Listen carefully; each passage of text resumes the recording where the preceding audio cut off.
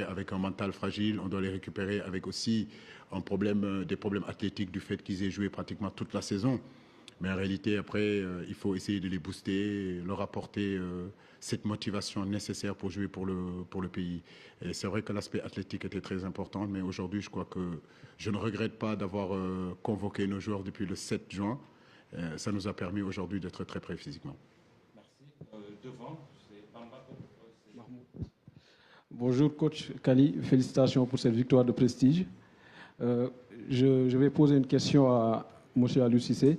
Sur ces deux matchs, on a noté que deux de nos joueurs cadres au milieu de terrain, à voir Kouyaté et Gana Gueye, n'ont pas beaucoup joué sur les deux matchs.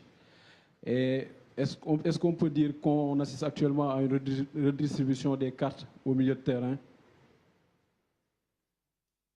Bah écoutez, comme je l'ai dit depuis la publication de la liste, Mahmoud, je crois que j'avais dit que dans mes plans, c'était de mettre deux compositions d'équipe.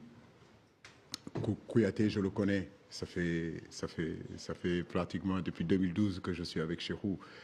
Gana, je connais ses qualités aussi. Il a 100 sélections, il n'a pas grand-chose à prouver dans cette équipe nationale-là. Il a déjà fait ses preuves, je le connais très bien. C'est des garçons que je chemine avec eux depuis pratiquement plus de 10 ans. Il me tenait à cœur de voir d'autres garçons comme Pathé Ciss, comme Pape Gueye aussi, qui a fait une très très très bonne saison.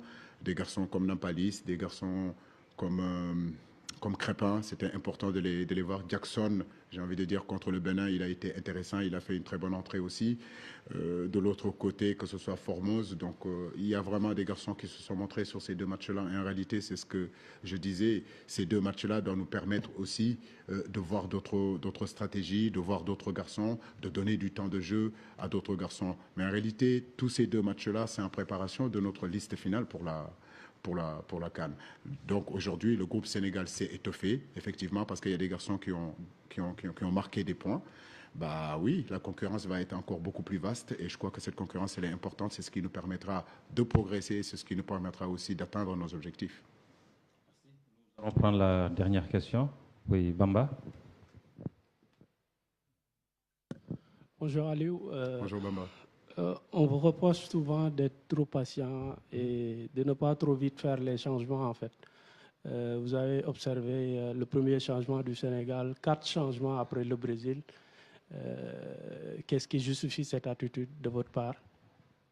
Bah écoutez, un match de football, n'oubliez pas que quand l'équipe que vous mettez au départ fonctionne, marche, fait de très bonnes choses, les consignes sont respectées et que physiquement ils sont prêts, je ne vois pas pourquoi je vais déstabiliser mon équipe en apportant autre chose. Non, j'étais satisfait des garçons qui étaient sur le terrain. Ils faisaient leur travail sur la stratégie, sur la tactique. Ils étaient très présents. Effectivement, j'ai préféré les laisser jouer et faire des changements, apporter des changements un peu plus tard. C'est juste ça. Il n'y a rien d'autre de compliqué. J'étais satisfait des 11 de départ. Physiquement, ils étaient prêts. Tactiquement, ils étaient dans le match. Pour ne pas déstabiliser mon équipe, si vous voulez, j'ai préféré vraiment laisser ces garçons-là jouer et opérer les changements à la 80e ou à la 85e. Mais en réalité, on peut jouer au football, un match de football aussi, sans faire des changements. On n'est pas obligé de changer, en réalité. Merci. Mahmoud qui insiste, qui veut poser la dernière question à Khalilou. Coach Aliou, est-ce que... Ah, j'avais cru que c'était Khalilou. Non, c'était pour Aliou. Est-ce qu'on peut dire que ce genre de match, ce genre de victoire peut nous permettre à dire que ça va nous permettre à réduire le gap entre le Sénégal et les grandes nations du football? Est-ce que vous serez plus ouvert dans le futur à vouloir jouer contre ces grandes nations? Pourquoi pas demain l'Argentine ou l'Angleterre ou l'Italie? Oui, Mahmoud, ça fait un bon bout de temps que je dis ça. Ça ne date pas d'aujourd'hui. Depuis 2018, après la Coupe du Monde, si vous m'écoutez, si vous entendez un petit peu ce que je dis, c'est que oui, la marge de progression de cette équipe-là, elle est à ce niveau-là que tu viens de dire. Être capable de jouer contre les grandes nations de football dans ce monde-là, nous oser voir un petit peu ce qu'on veut. Et ce match contre le Brésil, beaucoup de gens ont dit que c'était un match à risque. Donc, ce n'est pas parce que c'est un match à risque qu'on ne doit pas le prendre. Et je crois qu'aujourd'hui, c'est très intéressant, les garçons, ce qu'ils ont fait.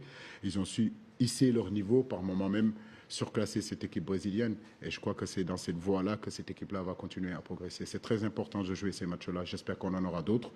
mais cette fois-ci à Dakar, au Sénégal, parce qu'on a besoin de recevoir le Brésil chez nous, on les invite chez nous.